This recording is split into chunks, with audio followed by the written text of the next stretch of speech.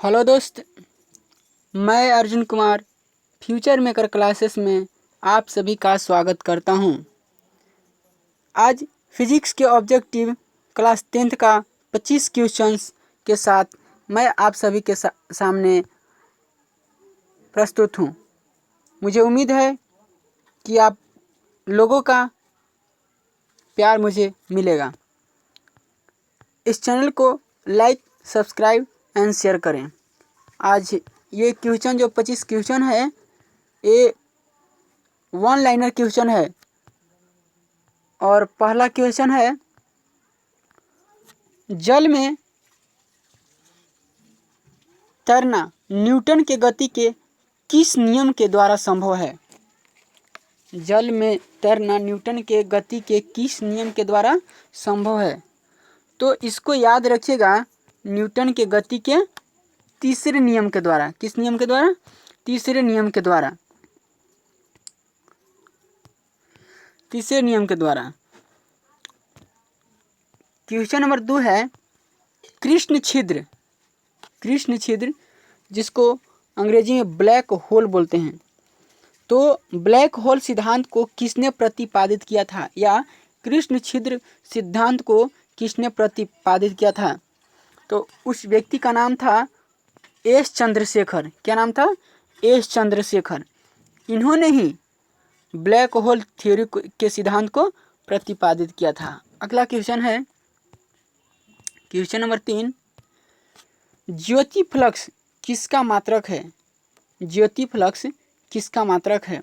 तो याद रखिएगा, ल्यूमेन का। किसका? ल्यूमेन का। ज्योति फ्लक्स किसका मात्रक है? ल्यूमेन का। अगला क्वेश्चन 4 नंबर क्वेश्चन है, कौन सी तरंगे शून्य में संचरण नहीं कर सकती है? यानी कि कौन सी ऐसी तरंग है, जो शून्य यानी कि निर्वात में संचरण नहीं कर सकती है? तो उसका नाम है क्या चीज? ध्वनि तरंग। क्या नाम है? ध्वनि तरंग। ध्वनि तरंग शून्य में संचरण नहीं करती है।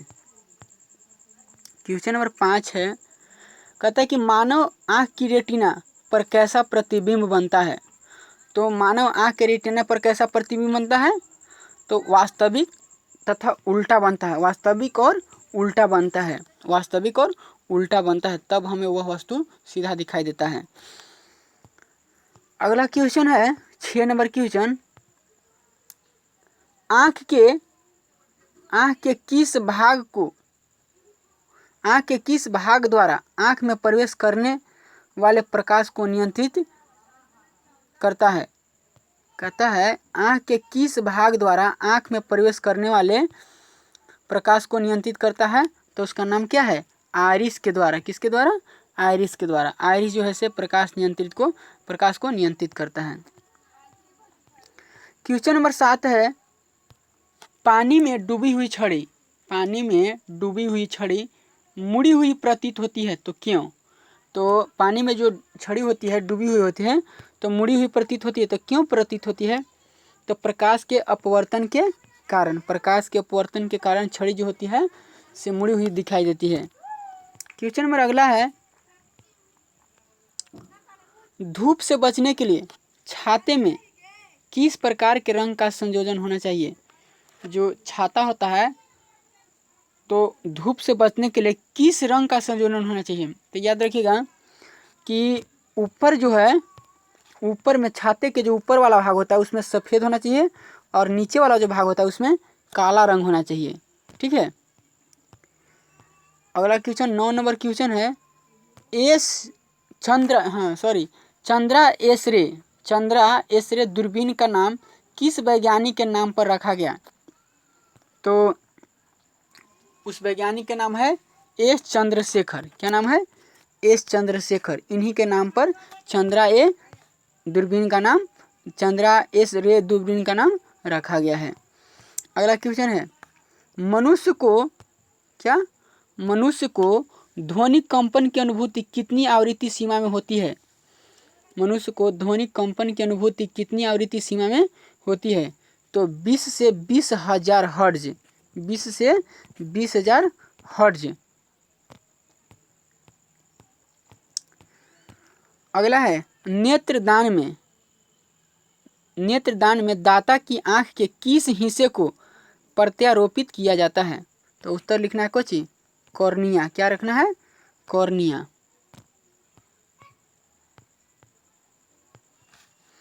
क्वेश्चन नंबर 12 है, किसी वस्तु का प्रतिबिंब आंख के किस भाग पर बनता है? किसी वस्तु का प्रतिबिंब आंख के किस भाग पर बनता है? तो याद रखिएगा क्या चीज पर? रेटिना पर। क्या चीज पर? रेटिना पर। क्वेश्चन नंबर 13 है, प्रकाश का तरंग सिद्धांत किसने प्रतिपादित किया था? प्रकाश का तरंग सिद्धांत किसने प्रस्तावित किया था? तो उनका नाम था हाइगेंस। क्या नाम था?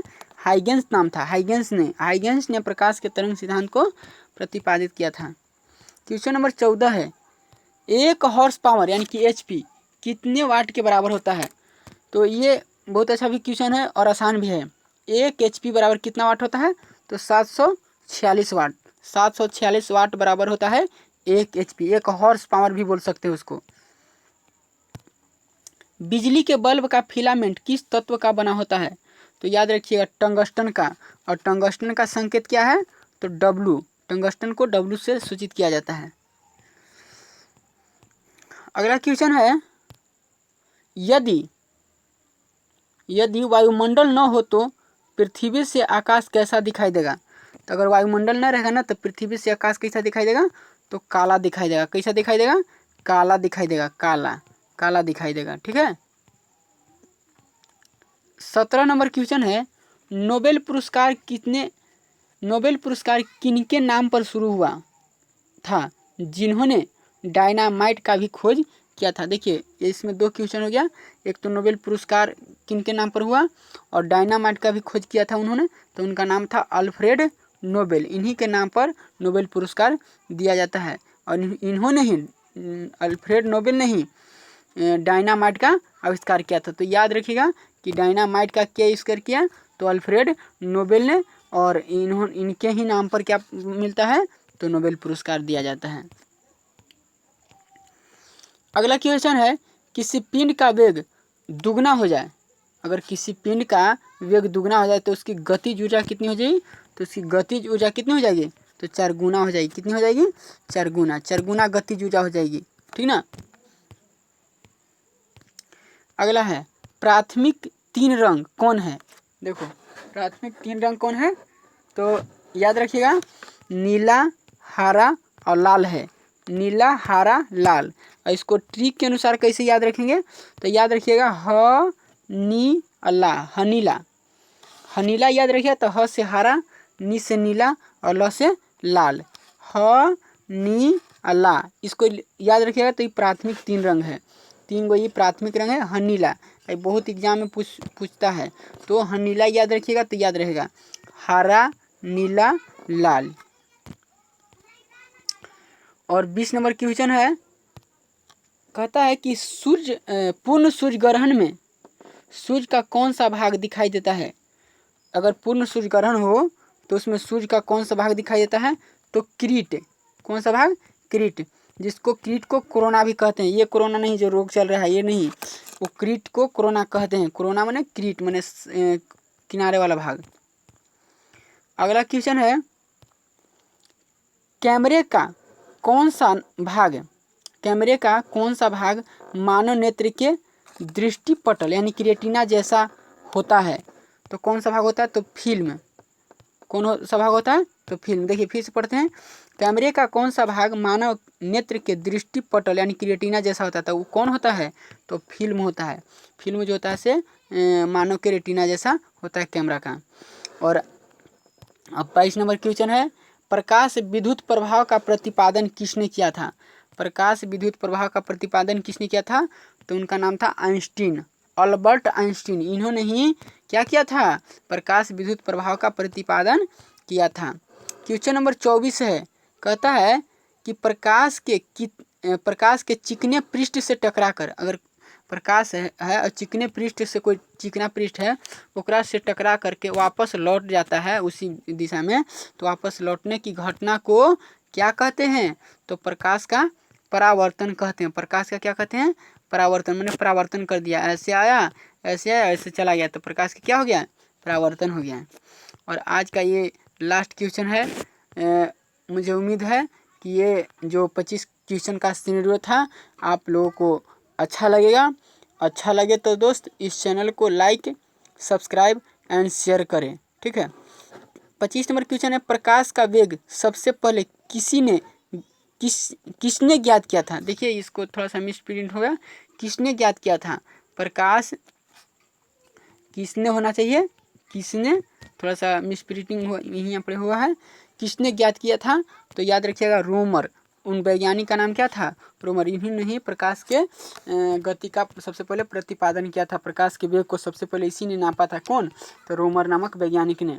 तो इस तरह से ये 25 क्वेश्चन का ये सिनेरियो समाप्त होता है। और इस चैनल को लाइक, सब्सक्राइब एंड शेयर जरूर करें मेरे दोस्त। जय हिंद।